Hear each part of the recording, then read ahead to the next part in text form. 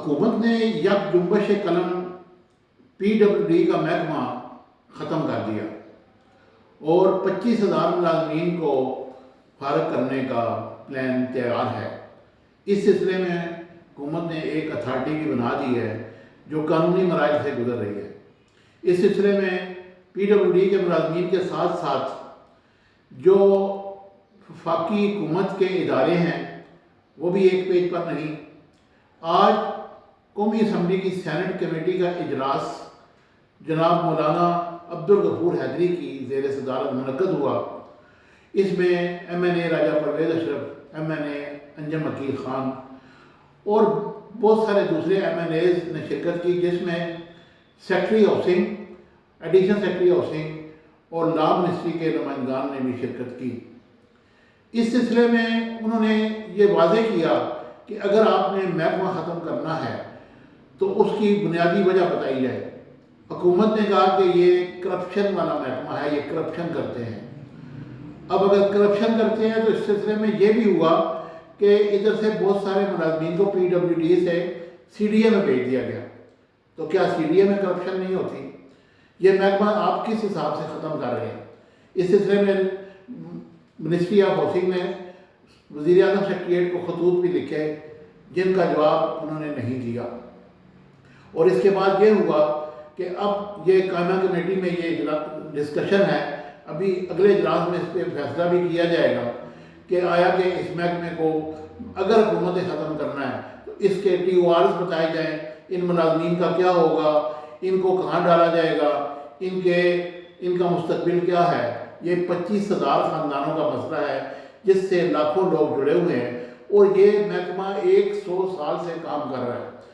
और जो MNAs हैं वो अपनी जगह कि जी हमारे जो फंड्स हैं वो लैप्स हो रहे हैं, हमारे काम नहीं हो रहे क्योंकि PWD ख़त्म हो गया है।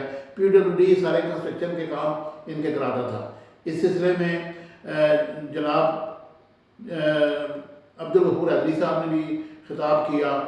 राजा परवेज़ अशरफ साहब इस पर उनको बड़ा कंसर्न था और उन्होंने बड़ी सख्त तकरीर की और फिर सेक्रेटरी हाउसिंग से जवाब तलब किया गया और फिर इस सिलसिले में सेक्रेटरी हाउसिंग की और जो स्टैंडिंग कमेटी है उनके मेंबरान की, स्टैंडिंग कमेटी के सेक्रेटरी की और एडिशनल सेक्रेटरी की खासी आपस में तलखी भी हुई। तो ये आप देखें कि ये क्या कह रहे हैं और फिर इस पे फैसला करें कि क्या PWD को ख़त्म करना है। अगर हुकूमत ने अगर ये है तो फिर आप कम से कम ये तो देखें कि ये महकमा क्यों ख़त्म कर रहे हैं। अगर ख़त्म कर रहे हैं करप्शन की बुनियाद पर तो फिर आपके जो करप्शन ख़त्म करने वाले महकमे हैं वो कहाँ थे? अगर 25,000 मुलाजमीन के 25,000 अगर करप्शन कर रहे हैं तो फिर सबको फांसी पे लटका दें और अगर कुछ लोग हैं तो उनको निकाल दें, उनके खिलाफ मुकदमा बनाए। लेकिन आप एक इस तरह का महकमा ख़त्म नहीं कर सकते। बहरहाल अब ये एक अथॉरिटी बनने जा रही है, उस पर भी लेजिस्लेशन में बहुत सारे मसाइल हैं। अब देखते हैं क्या होता है। ये एक्सप्लेनेशन लें कि क्यों आप खत्म करना चाहते हैं और अगर वो जस्टिफिकेशन आपको देते और आप कन्विंस हो जाते हैं कि चले एक महकमा जो है उसको अगर वो खत्म करना चाहते हैं तो कर लें, तो जनाब चेयरमैन फिर आप इन 25,000 लोगों के तहफ़्फ़ुज़ को यकीनी बनाएं। मैं समझता हूँ कि as a member of the parliament हमारा ये एक फर्ज बनता है, हमारी ये ड्यूटी है कि हम लोगों के हकूक़ का तहफ़्फ़ुज़ करने के लिए यहाँ बैठे हैं। तो ये एक ऑनरेबल मेंबरान की कमेटी है, बड़े सारे सीनियर लोग यहाँ पर मौजूद हैं और मैं समझता हूँ कि आप इस बात को यकीनी बनाएं कि एक एक एम्प्लॉई की तहफ़्फ़ुज़ को आप यकीनी बनाएं और उनसे बाकायदा इसकी एक लिस्ट मंगवाएं कि ये 25,000 लोग जो है आप कहाँ एडजस्ट करेंगे और इनके मुस्तकबिल का क्या है। मेरी जमात का तो यहाँ हमारे रिप्रेजेंटेटिव भी बैठे हुए हैं, ये भी बात करेंगे, लेकिन हमारा जो इसमें मौक़िफ़ ये है कि बगैर वजह के किसी को भी नौकरी से निकालना, उसका रोज़गार छीन लेना जो है वो किसी तौर पर भी जो है वो बिल्कुल एक मैं समझता हूँ कि गैर आईनी और गैर कानूनी बात होती है। और अगर ये इनको तहफ़्फ़ुज़ दे देते, वो कह रहे थे कि कोई साहब ये भी कि वो जी वो गोल्डन हैंड शेक देंगे, तो गोल्डन हैंड शेक तो वो होता है जब दूसरा फरीक भी उसको तस्लीम कर ले। اور والنٹرلی تسلیم کر لے کہ جی میں قبول کرتا ہوں آپ میرے کو اگر بھیجنا چاہتے ہیں. لیکن اگر کوئی نہیں جانا چاہتا, دیکھیں اگر 15 سال کسی کی نوکری ہے, کسی کی 20 سال ہے, کسی کی 25 سال ہے, لوگوں کے فرائض ہوتے ہیں اس عمر میں, ان کے بچوں کی شادیاں ہوتی ہیں, ان کی اور ذمہ داریاں ہوتی ہیں, اور ان کے پاس جو گھر ہوتا ہے وہ بھی نہیں رہے گا. اور پھر اس کے بعد آپ کی اسٹیٹ آفس ہے جس میں تمام امپلائیز کے معاملات ہوتے ہیں, اس کا کیا ان کے پاس پلان ہے. ابھی مجھ سے کوئی بات کر رہا تھا کہ وہ کس طرح چلے گا, اور ایک نیا نظام لانا, اس کو پھر کامیاب کرنا, اس کے لیے تو وقت درکار کرنی پڑتی ہے. سرکاری ملازم کو ساری زندگی خدمت کرنے کے بعد آئندہ کے بعد یہ نہ لکھا جائے کہ کرپشن کی بنیاد پہ یہ محکمہ وہ کیا گیا ہے, کیونکہ اس سے سب کی کوئی حد تک عزت ہوتی ہے. اور اب آئندہ جو آپ اتھارٹی بنا رہے ہیں تو کوئی درخواست نہیں, فرشتوں کا انتظام کر لیں, کیونکہ انسان تو غلطی کرے گا. بات کی ہے کہتے ہیں پہلے بھی ہماری بات ہوئی تھی اس پہ تفصیلی, لیکن تسلی بخش کوئی بھی جواب نہیں آیا, نہیں کوئی بات آگے کر رہی ہے.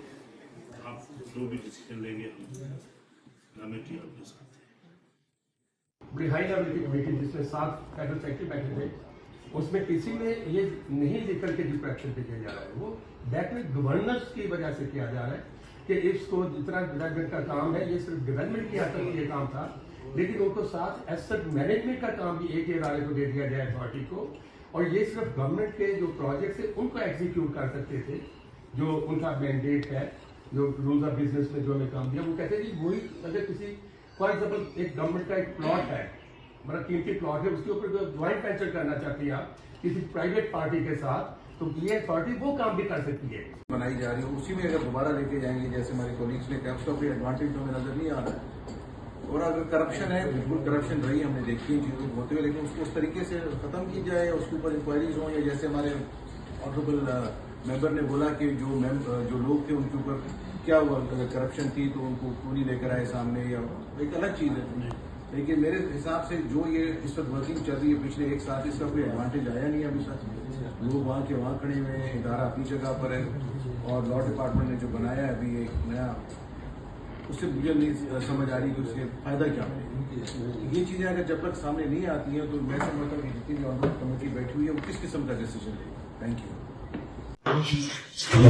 ایک تو طے یہ ہوا, راجا صاحب کی بھی رائے یہ تھی, اور آپ فوراً نے پھر اس پر زور تصدیق سبق پر بھی کی. چیئرمین کی سیکریٹریٹ سے ایک بڑا وزیر اعظم صاحب کو چلا جائے کہ جو منسٹری ساری کی درخواست کی, تو ہم بھی اسی کو لے کے درخواست بنائیں گے اور اس کو درخواست لکھیں گے. نمبر 2 یہ ہے کہ ایک ہم نے سب کمیٹی بنائی ہے جو وکیل کی قیادت میں, وہ صحافیوں کی پلاٹ اور جو پلاٹس الاٹمنٹ ہوئے ہیں اس حوالے سے بھی ان کو دیکھیں گے اور کمیٹی کو اپروو کریں گے. تو لہٰذا آج جو ہم اس بل کو اگلی میٹنگ کے لیے ڈیفر کرتے ہیں تاکہ پرائم منسٹر صاحب کی طرف سے عام اعلان میں کوئی بات آ جائے تاکہ کمیٹی ایک رائے قائم کرے. تو آپ سب کا بہت بہت